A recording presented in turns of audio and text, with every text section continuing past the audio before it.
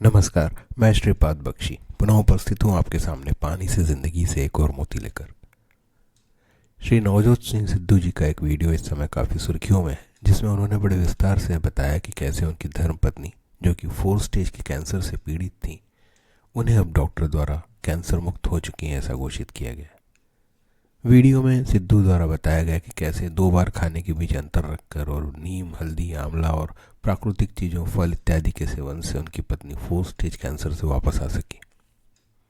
इस वीडियो के दौरान बातों से यह भी पता चलता है कि उन्होंने एलोपैथिक दवाइयों और ट्रीटमेंट भी लिया, परंतु उनका यह मानना है कि ठीक होने का मुख्य कारण वह इलाज था जो उन्होंने प्राकृतिक दवाओं को खाने में दूरी रखकर किया। सिर्फ नीम, हल्दी इत्यादि खाकर और बहुत समय खाना न खाकर कैंसर को बढ़ाने वाले तत्वों को पोषण नहीं मिलता और वे स्वयं पनप नहीं पाते, ऐसा उनका मानना है। जैसा कि अपेक्षित ही था, तुरंत डॉक्टरों द्वारा इसके विरोध में बयान दिया गया और यह बतलाया गया कि सिद्धू द्वारा जो कहा गया वो बहुत हास्यास्पद, खतरनाक, अवैज्ञानिक और बिना किसी आधार के है। स्वाभाविक ही है कि कैंसर ठीक होना डॉक्टरों को हास्यास्पद ही लगेगा, क्योंकि वे इतने वर्षों से रिसर्च और पढ़ाई के बाद भी इसका ठीक होना असंभव मानते हैं।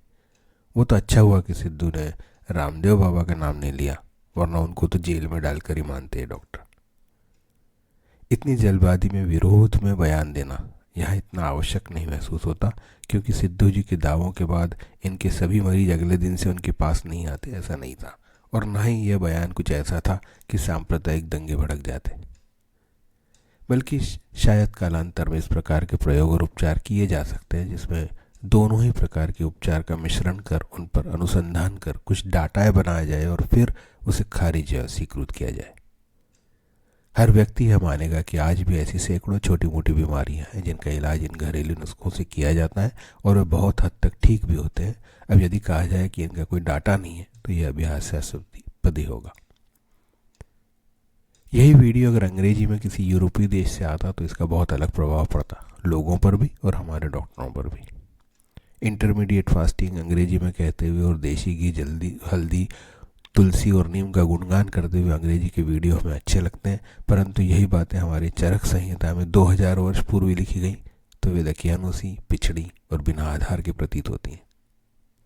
हमारी संस्कृति और परंपराओं को पिछड़ा और तथ्यहीन बताने वाले हम शुद्ध घी और कच्ची घाणी के तेल को अब धीरे धीरे मान्य करते जा रहे हैं, क्योंकि पश्चिम में भी उनके तथाकथित प्रयोगों के आधार पर इन्हें स्वास्थ्य के लिए अच्छा बताया गया।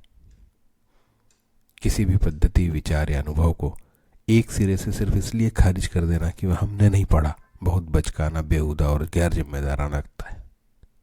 क्या एलोपैथी में प्रयोग होने वाले संदर्भ जैसे कोलेस्ट्रॉल, बीपी, शुगर आदि के मानकों और विचारों में समय समय पर बदलाव नहीं होते? बेहतर हो यदि चिकित्सा पद्धतियों की कुछ अच्छी और सिद्ध हो चुकी बातों को आत्मसात कर मानव जाति की भलाई के लिए उपयोग की जाए और कुछ प्रयोग किए जाएं ताकि भविष्य में हमें कुछ फायदा मिले। एलोपैथी पद्धति मान्य करें या ना करें, हमारे देश में ही आयुर्वेद और योग पद्धतियों का एक समय बहुत सुनहरा इतिहास रहा है। सिर्फ नाड़ी परीक्षण से रोगों का पता लगाना और उनका निदान करना हमारी पीढ़ी ने भी कभी देखा है।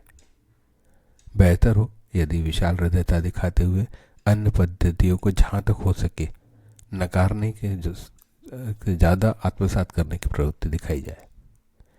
बहरहाल इस समय तो शायद सिद्धू जी उनके ही अंदाज में शायद यह कहते हुए मिलेंगे कि हम आह भी भरते हैं तो हो जाते हैं बदनाम, वो कत्ल भी करते हैं तो चर्चा नहीं होती, ठोको ताली। जय हो, नमस्कार।